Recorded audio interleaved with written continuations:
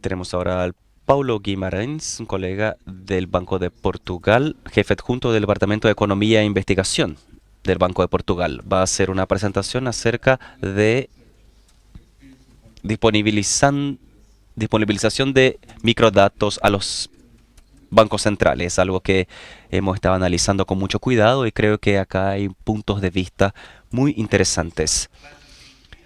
Es un placer estar acá con ustedes. Gracias. Bueno, Stefan Bender se supone que iba a dar esta presentación y la idea es hacer una presentación distinta. Les voy a mostrar lo que hemos hecho en el Banco de Portugal, compartir un poco nuestra experiencia creando este laboratorio de investigación de microdatos, que es algo bastante reciente. La ciencia económica ahora ya toma por sentado de que la heterogeneidad es un hecho que uno ya no puede decir que hay solo un agente representativo. Eso se ve en todas las áreas, comercio internacional, finanzas, mercados laborales. La heterogeneidad es un asunto que permea todas estas áreas. Cuando vemos el lado empírico de la economía, tenemos que entonces tomar en cuenta la heterogeneidad, tanto la observada como la no observada. Para hacerlo, necesitamos buenos datos y datos amplios.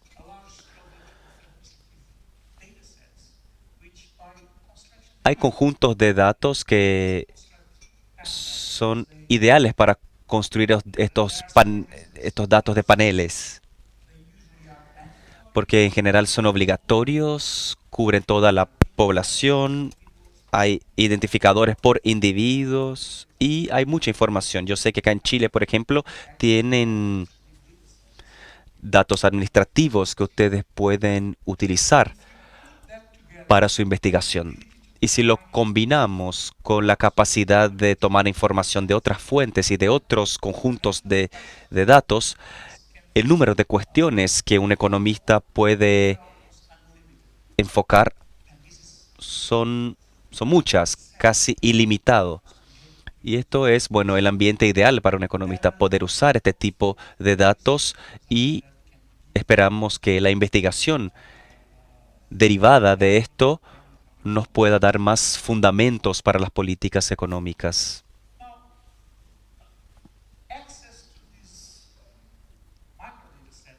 El acceso a estos microdatos, como se dijo antes, no es fácil, hay muchos límites, muchas limitaciones y algunas de ellas son que, bueno, el acceso a los datos sea para el propósito correcto. Acá yo estoy pensando para, claro, investigación. Es muy valioso en ese sentido. Y también debemos asegurar que la confidencialidad esté asegurada. Si le damos acceso a los investigadores a estos datos, tenemos que tener esto en mente. Cuando estamos analizando también bases de datos complejas y grandes, no es suficiente solo disponibilizar los datos, porque hay mucho conocimiento que debemos construir sobre estos datos para que se puedan explorar de forma eficaz. Y eso requiere tiempo. También hacer los datos disponibles a los investigadores no es una situación ideal, porque hay mucho tiempo involucrado en limpiar estos datos. Muchas veces el mismo investigador tiene que hacer esta operación. Muchas veces hay un cálculo de Patel en un libro llamado Jiu-Jitsu de datos. Y en el libro dice que el, cuando estamos hablando de datos y conjuntos de datos grandes, 80% del tiempo se invierte limpiando los datos y 20% haciendo los análisis, los gráficos, que bueno, es la parte más entretenida del trabajo con datos.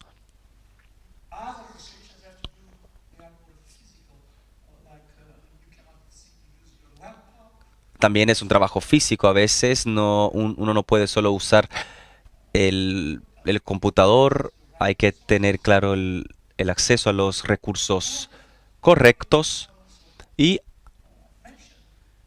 lo que no se menciona frecuentemente es que las técnicas desarrolladas recientemente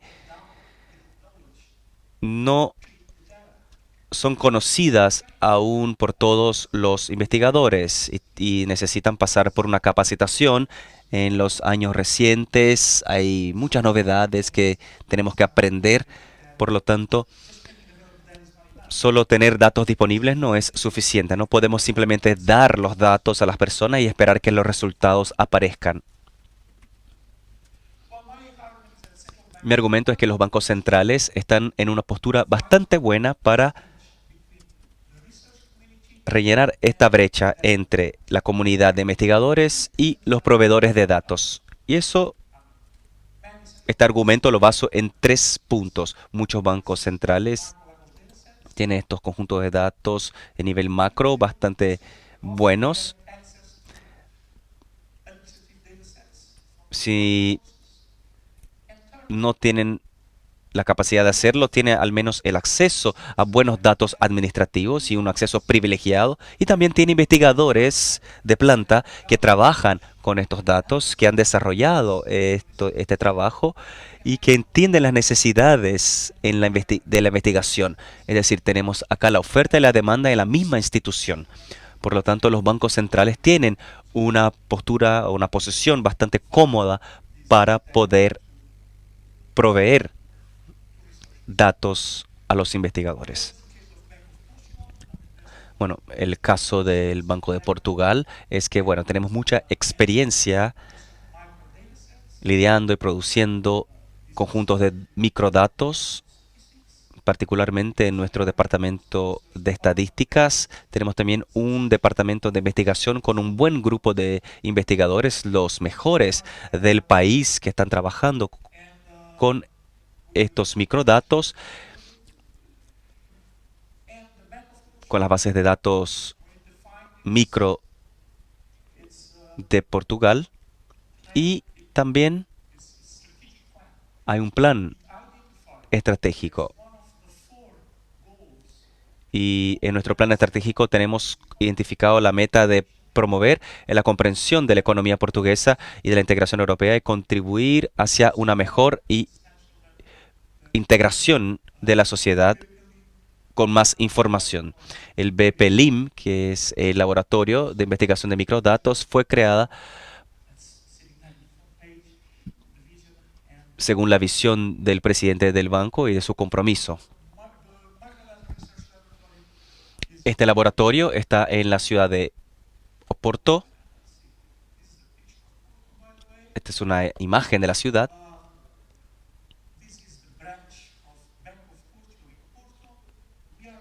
Este es el edificio del Banco Central en Porto. Estamos justo detrás de este edificio, en un pequeño edificio que no está acá en la foto. El BPLIM es una unidad del Departamento de Investigación y Economía y trabaja en colaboración con el Departamento de Estadística y bueno, básicamente estamos lado a lado, sentados en oficinas cercanas. Bueno, y esto ha sido muy útil para la dinámica de nuestro trabajo. Somos un equipo chico, 6 personas, pero muy calificadas. 4 tienen doctorado, 2 tienen másters, son investigadores. Se nos pide, claro, hacer investigaciones como parte de nuestras actividades profesionales. Y eso es entonces lo que tenemos en términos de recursos. ¿Cuáles son las metas del BPLIM? La principal meta es apoyar la producción de investigación basada en microdatos acerca de la economía portuguesa. ¿Cómo lo hacemos?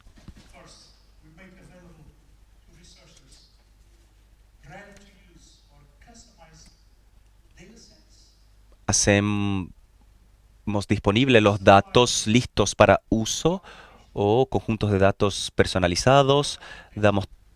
Ofrecemos toda la documentación. Esta documentación está en inglés. Fue una decisión que tomamos desde el inicio por una razón muy simple. Queremos diseminar y comunicarnos con la comunidad de investigación más amplia y tener acceso a todas partes del mundo. Damos acceso también tenemos acceso a software y recursos computacionales de gran potencia. Damos todo el apoyo científico y técnico a nuestros investigadores. Ofrecemos capacitación en técnicas de microdatos. Todo eso se hace en nuestra misma institución. Hay cursos de cómo trabajar con estos datos.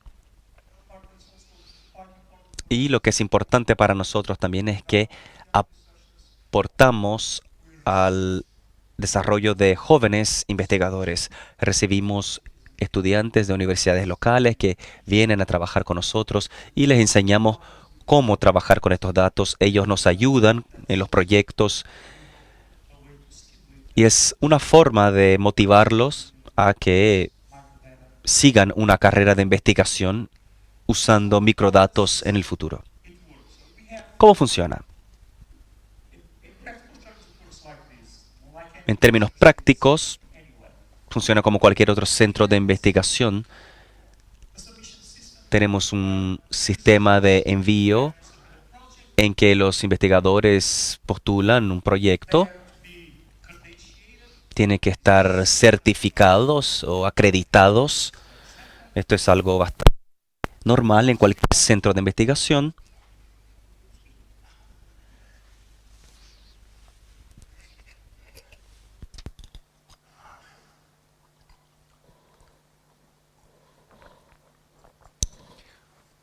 Once the researchers submit the Luego de la aprobación del proyecto, tenemos que asegurarnos de que hay una pregunta científica legítima e iniciamos el proyecto abriendo una cuenta en el servidor interno o externo. ¿Cuál es la diferencia? Tenemos un servidor interno dirigido a los investigadores internos para proyectos que tienen con coautores. Y no hay ninguna restricción en términos de los datos que podemos utilizar en ese servidor. Y luego tenemos un servidor externo dirigido a investigadores externos. Cuando el investigador interno quiere acceder al servidor externo, se le trata como cualquier otro investigador externo. Y eso se puede hacer de forma remota de cualquier parte del mundo. Uno puede registrarse en esta cuenta y tener acceso a los datos. Somos el único banco central, que yo sepa, que ofrece acceso remoto a estos datos.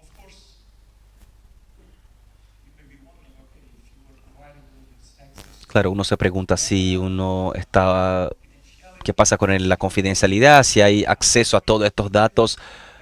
No voy a entrar en los detalles, pero les aseguro que la confidencialidad se preserva. Les puedo explicar luego cómo lo hacemos. Bueno, ¿qué tipos de datos entonces tenemos? Tenemos un enfoque de no tener la mayor cantidad posible de datos y sí datos que podemos documentar bien, entender bien, y hay un número relativamente pequeño de conjuntos de datos que son, bueno, la base de datos de los balances centrales, que es la más usada por los investigadores y la más grande. El balance central cubre todas las corporaciones no financieras de Portugal, tiene un registro de muchas décadas de datos. Hay un panel de empresas, por ejemplo, donde armonizamos todos los datos para que sea compatible a lo largo del tiempo. También un panel de establecimientos y para que sepan, hablamos de 1800 variables y 400.000 observaciones al año. Tenemos también el registro de crédito central para individuos y empresas. Cualquier crédito en exceso de That's every month. arriba de un cierto umbral de euros tiene que ser reportado todos los meses. De 1999 hasta ahora tenemos registro de estos datos y luego preparamos algunos productos. Son productos preparados previamente para que los investigadores los puedan usar. Hay también bases de datos de los balances bancarios, grupos empresariales, también un una base de datos de personal disponible solo para el servidor interno que nos da información sobre el mercado laboral. Es decir, son estas las bases de datos más importantes con las cuales trabajamos. Hasta el fin del mes esperamos tener ya en línea una página web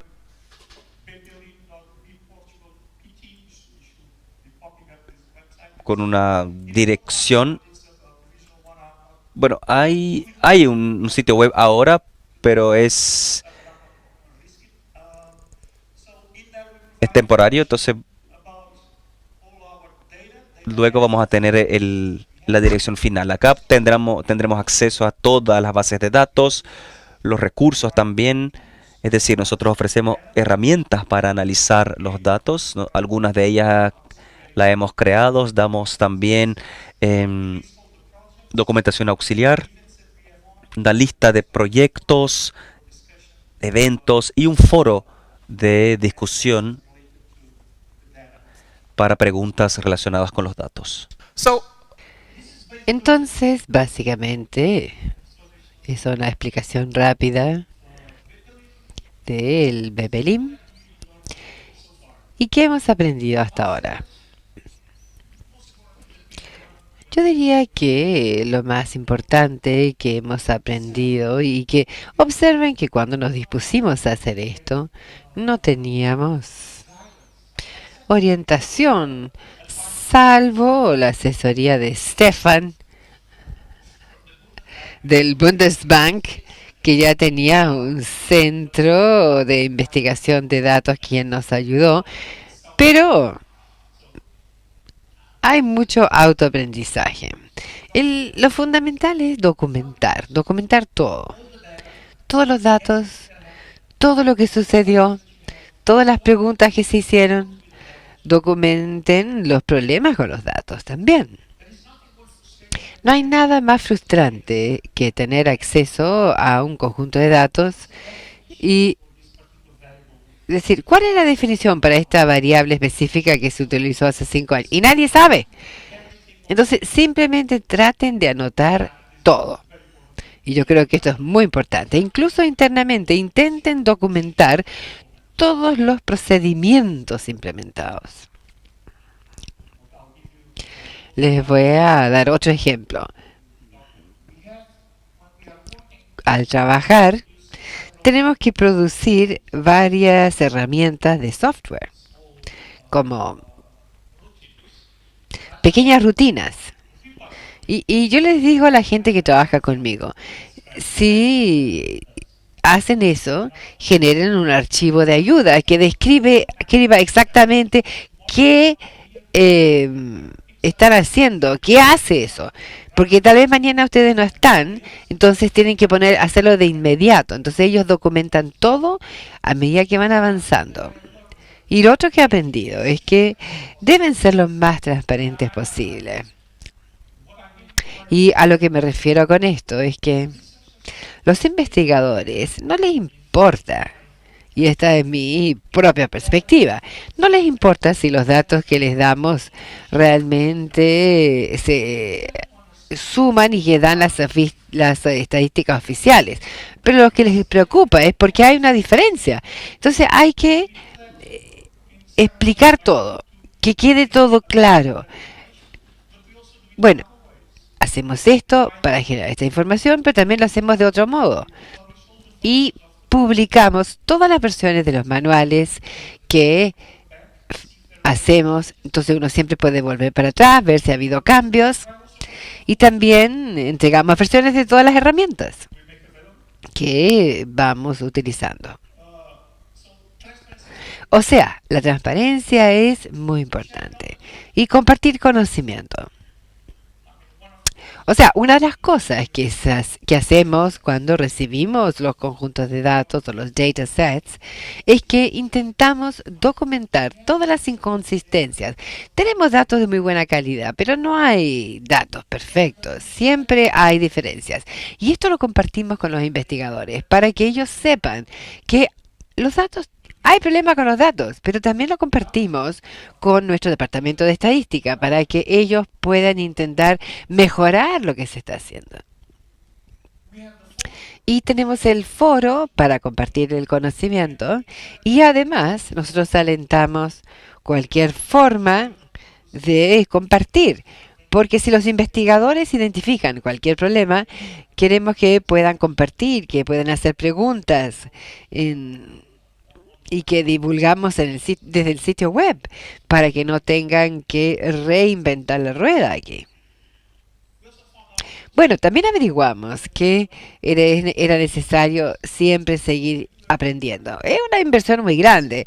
Yo soy economista por formación y esto ha sido un gran desafío para mí, aprender tanto acerca del manejo de los datos y ha habido tantos cambios en los años recientes. Hay solamente una forma de hacer esto, es continuar invirtiendo en mejorar nuestras habilidades. Afortunadamente, el banco ha creado una academia de ciencia de los datos y esto va a beneficiar impresionantemente a nuestro propio personal y también a nuestros investigadores en el banco. Y finalmente, entonces, lo otro que hemos aprendido es que los investigadores vienen en todos los tamaños y formas. Entonces, cuando nosotros interactuamos con los investigadores, averiguamos que hay investigadores que quieren solamente hacer gráficos, solamente quieren gráficos, pero hay otros investigadores que quieren un análisis econométrico sofisticado. Y la única forma de realmente abordar sus necesidades es comprender qué es lo que quieren hacer. Y muchas veces, y esto es una situación que se ha dado un par de veces, cuando ustedes hablan con los investigadores acerca de lo que están intentando hacer, a veces averiguan que pueden superar los temas de confidencialidad. Un ejemplo rápido. Digamos que el investigador quiere acceso a datos a nivel de exposición, a nivel de exposición al crédito. Y eso es información sumamente confidencial. Pero entonces hablamos con ellos y le decimos, ¿por qué necesitan esos datos? Y nos dicen, es que yo quiero generar un índice y para vincularlo con otro conjunto de datos. Y le decimos, bueno, está bien, explíqueme qué tipo de índice quiere. Y entonces, en base a esto, podemos hacer sus manos, hacerlo nosotros y de ese modo hemos superado el tema de la confidencialidad que aparecía al principio. Esto es solamente un ejemplo. Bueno, por supuesto que tenemos muchísimos desafíos por delante. Uno de estos es una demanda creciente. Vamos a ir en vivo con el sitio web y el número de proyectos probablemente aumente. Además, tenemos que ver de si podemos responder a este aumento de demanda. Y además los conjuntos de datos se están haciendo cada vez más grandes. Y esto es algo que Yo he visto a algunos de mis colegas trabajando con gigas y gigas de datos. Y no sé, en algún punto hay que ver qué hacer con esto. Porque no estamos todavía trabajando en la nube, pero el departamento de informática está comenzando a, a ir en esa línea. Y nos interesa. Queríamos ver si podríamos empezar a utilizar herramientas más sofisticadas de ese modo. Y otro tema es el agregado de nuevos conjuntos de datos. Aunque, bueno, quisiéramos reunir más conjuntos de datos, si hay más en el banco, queremos hacerlo poco a poco, porque al agregar los datasets o los conjuntos de datos, queremos saber exactamente por qué lo vamos a hacer. Hay que verificar los datos primero y eso se demora su tiempo. Además, siempre está el desafío de la fusión de los datos, porque nosotros le permitimos a los investigadores traer datos de afuera y cuando traen cosas de afuera siempre es un puzzle, viendo cómo podríamos preservar la confidencialidad y sin embargo fusionar los datos. Y bueno, esto hay que juzgarlo, hay que sopesarlo. Y finalmente, lo otro es cómo agregar valor a los datos. Piensen en esto, nosotros tenemos acceso a información sumamente confidencial. Significa que podemos ver cosas que los investigadores jamás podrán ver, pero podemos utilizar la información, aprovecharla para agregarle datos, agregarle valor a los datos. Por ejemplo, el nivel de panel del establecimiento. Eso lo podemos construir porque tenemos acceso a la información acerca de cada establecimiento y podemos vincularlos y construir un número de identificación para cada establecimiento, cosa que antes no se podía hacer. Y finalmente, una cosa que es una gran preocupación es el tema de la replicabilidad. Los las revistas especializadas hoy en día, cuando se publica, exigen que cuando publican no pueden presentar los datos sin los datasets o conjuntos de datos. Porque si están basados en datos confidenciales, igual podrían ser verificados o certificados por un tercero. Mientras que al mismo tiempo la idea es mantener la confidencialidad. No podemos. O sea, estamos pensando activamente en esto. Y tenemos hecho un taller. Estamos preparando un taller precisamente sobre el tema de la replicabilidad. Y uno de los temas en la mesa va a ser la replicabilidad de los datos personales. Pero voy a darles una vista rápida de nuestra evolución. Nosotros comenzamos en el 2016 con 8 proyectos. Teníamos proyectos internos, proyectos solamente con los investigadores internos, otros proyectos mixtos, involucrando los investigadores internos con proyectos externos y otros proyectos externos que tenían solamente personas externas. Luego pasamos a 39, 75 y a partir de junio de 2019, 93 proyectos en curso.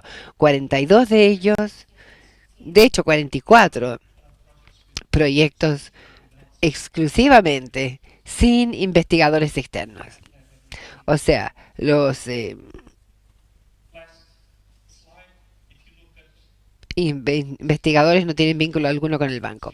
Ahora, aquí pueden ver que a grosso modo como un cuarto de los investigadores que utilizan nuestros datos son internos y el resto son 77% investigadores externos y de estos más 66% informaron su afiliación, pero el 41% una afiliación internacional. Bueno, Estados Unidos, este porcentaje es cerca de un 10% de afuera de esto. México, Canadá, India, ojalá Chile, ¿sí? Muchas gracias.